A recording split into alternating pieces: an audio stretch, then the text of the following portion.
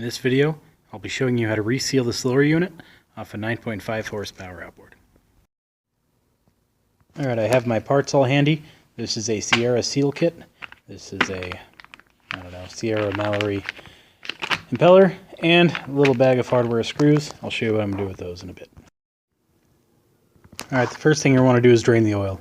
You should drain the oil out of these things before you take the lower off the engine. This one's already drained, but to do that, just remove the bottom drain screw and the top vent screw. Alright, you're going to want to remove the O-ring at the top of the drive shaft. You can get in there with a nail or something, help pry it up and out. Chances are it's pretty old and going to be pretty stuck. And then you're going to remove the 4 screws holding the water pump in. And slide the water pump off. I'm going to slide out the impeller.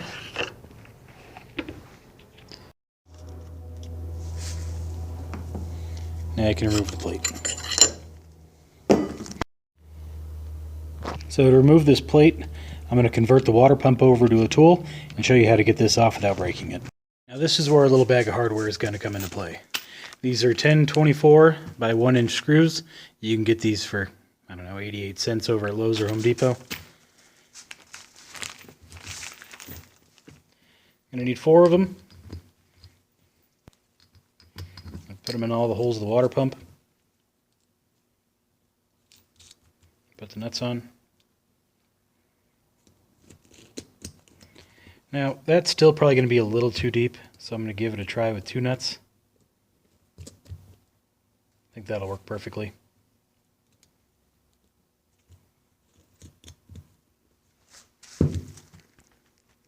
The way this is shaped, you don't want to go in here and try to pry this out.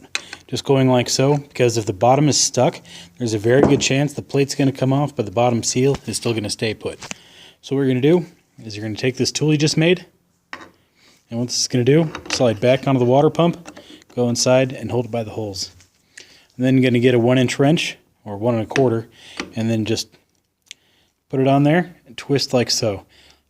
Now if you had a bigger wrench that could go all the way over this water pump, it'd be a better idea, but this will work. And all you do is you give it a twist, and you can see that bottom plate move. Take this off, and you get the plate out. Alright, here I have the plate off. That's what it looks like. So I'm going to show you why you can't just pry it out of there. So with that installed that way, it can't bend that way at all. It can rock back and forth a hair, but once it's down and further, it doesn't rock. You really don't want to try to pry this out of there. Twist it out to break the gasket loose, lift it out, your life will be a lot better. Just remove most of the gasket material. A lot of it will flake off. Anything that's stuck, like this stuff, I'll just clean out with the wire wheel. I'm now going to remove the 6 screws on the bottom. There's 3 right there. 3 right there. And I'm going to pull out the pivot pin here. With all the screws out of there, I'm just going to tap the fin right there to break it free. Lift that off. That's what irons are going to look like. Now what I'll do, rotate this back a hair, wiggle it up just a little bit. That'll give me enough room to get the gears out. Give it another little tap and remove the gears. Now what I'm going to do, set that off to the side and then pull this out. Now while it's apart, you're going to want to remove these gears a little bit and take a look at the teeth, and the clutch dog, the gear faces, and the reverse gear. In this case, they look like they have hardly any wear, so I'll clean off all the old oil from the surface and just leave it to put it back together after I put new seals and gaskets in this thing. So for the lower skig here, what I'm going to do is pull out the old gasket. I'm going to clean up the surface with the wire wheel and make it nice and clean for the new gaskets. Now what I'm going to do is pull out the shift rod. Just wiggle it back and forth a little. It comes right out. Now what I'm going to do Let's remove the shift rod bushing. For that, we need a special tool.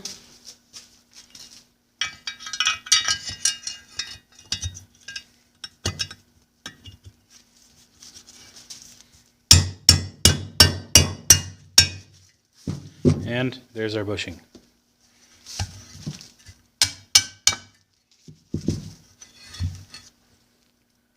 Let's get inside of there, remove the old O-ring. Old O-ring is out. And our gear case is entirely disassembled. So now what I'm going to do, wire wheel the top, wire wheel the bottom, wire wheel the inside of the skeg, and remove the seals inside of this guy. That'll be in a upcoming future video. There's too much to it to explain in one. Alright, I have all my surfaces cleaned up. Parts are all de-oiled the best I could. Bushing's nice and shiny. So at this point we're almost ready to reassemble. But what I like to do, which you probably should do too, is run a tap down each screw hole. That includes the pivot pin and the water pump mounting. It'll make a lot easier to get it back together, and in the future, if you ever need to take it apart, it'll come right back apart. So I'll show you how to do one, and I'll pause it. You can do it from all. So what I did was clean the tap, oiled it, and then just insert it into the screw, and run it all the way down.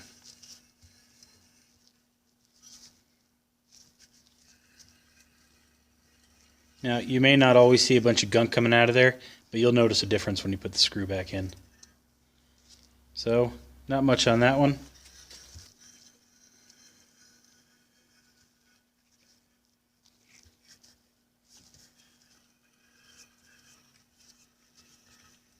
Now, after I'm done, I'm going to have some oil residue here, so I got to clean that back off.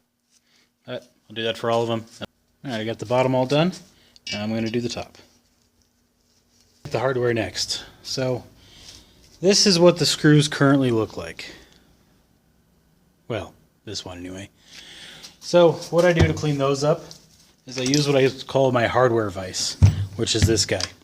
I clip this to the front of my workbench, and this has little slots to hold hardware. So that little V shape holds threads pretty perfectly without ruining them. And then I can use that for other shoulder bolts and whatnot, but the heads fit in there quite nicely. I then just take the drill and a wire wheel here and clean up all the threads and the bolt heads, and that's what I'm left with. So between this and the tap and all the holes, hardware will go right together. Alright, for this one, your pivot pin, or screw, it has a little rubber O-ring inside of there. It's pretty crushed and it's going to be pretty hard to get to, so all I'm going to do is pry it out with a razor blade. May take a little bit, but it'll come out of there. And at that point, it's pretty easy to get to. And there it is. So now I'll go ahead and clean this up and all the hardware will be done. Now what I'm going to do is install the shift rod bushing and the shift rod seal. So what I need for that is the big O-ring. Gonna put some grease in it, on it, around it. This is the Evinrude triple guard grease. I use it for everything. It's great stuff.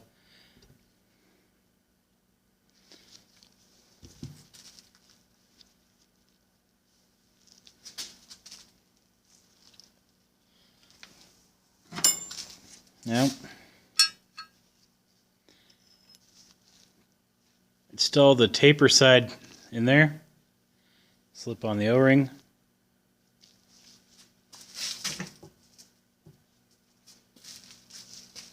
And insert it back into the hole.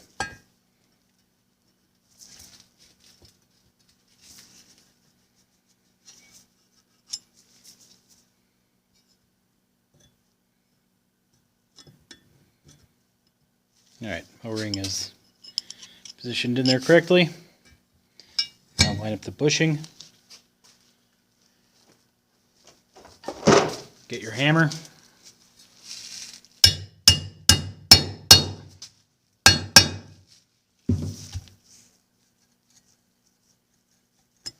And the shift rod seal is replaced. Now, when you install the seal, you're supposed to use some of the gasket sealing compound, apply it to the outside of the steel before you push it into the bearing cup here. So you can look at the seal the way you took it out and identify how it needs to go back in, but basically that little cone shape propeller shaft is going to go through there. So we're going to be installing this that way. So just dab a little bit on the ends. Rub this lovely stuff all over the sides, and it's ready to install. So you're going to get your seal installer tool, which in this case is a socket. Get it started a little bit, position your seal installer, and take it home. And the seal is installed. Now I'm going to do the same thing for the plate.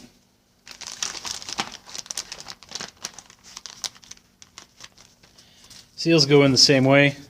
Another way to tell is this little indent that goes down, so it's going to go inside like that.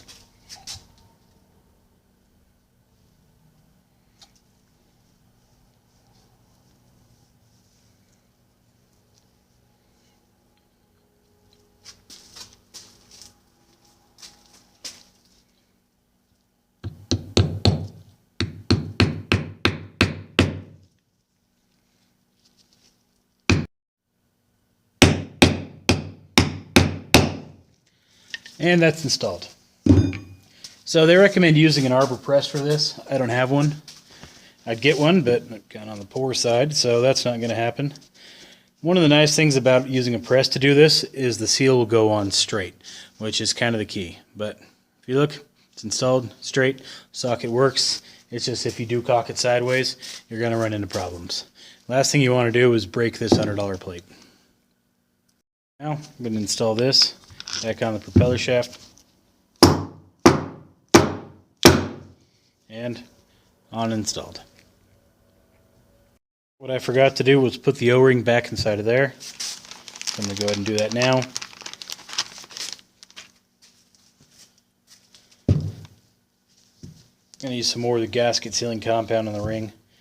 Don't necessarily need to, but hopefully that'll help extend its life a little bit.